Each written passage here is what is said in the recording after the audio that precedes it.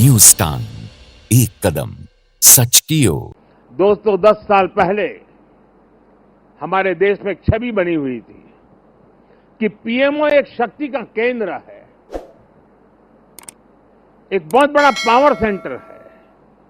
और मैं न सत्ता के लिए पैदा हुआ हूं, न मैं शक्ति अर्जित करने के लिए सोचता हूं।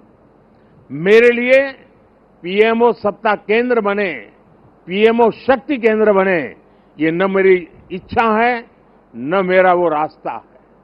और इसलिए 2014 से हमने जो कदम उठाए, आपने मार्क किया होगा, और पहले जो पीएमओ में रहे होंगे उनसे पूछ लेना, हमने इसको एक कैटलिक एजेंट के रूप में ही डेवलप करने की कोशिश की है।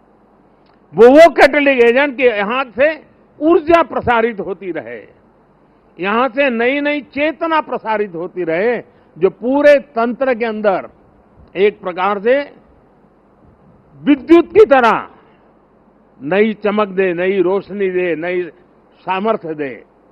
और मेरी कोशिश रही है कि पीएमओ ये सेवा का अधिष्ठान होना चाहिए, पीएमओ ये पीपल्स पीएमओ होना चाहिए, ये मोदी पीएमओ नहीं हो सकता है।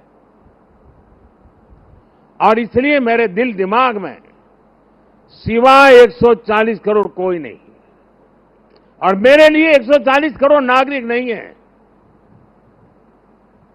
मेरे लिए 140 करोड़ परमात्मा का रूप है। और जब मैं सरकार में बैठ करके कोई निर्णय करता हूं, तो मैं सोच रहा हूं कि मैंने आज 140 करोड़ देशवासियों को इस रूप में मैंने पूजा की है, और उनके चरणों में मैंने इस योजना के रूप में एक पुष्प चढ़ाया है। उस भाव से मैं काम करता हूं। सरकार की बात आती है तब वो अकेला मोदी नहीं होता है, उसके जो हजारों दिमाग उसके साथ जुड़े हुए हैं, हजारों मस्तिष्क जो इस काम में लगे हुए हैं, हजारों भुजाएं जिस काम को कर रही है, एक जो विराट रूप है, उसी का परिणाम होता है कि सामान्य मानवी को भी उसके सामर्थ्य का साक्षात्कार होता है।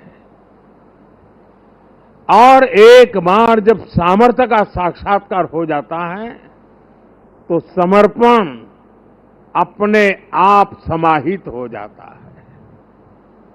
और ये पूरा 3 महीने का कालखंड उस सामर्थ्य के साक्षात्कार का,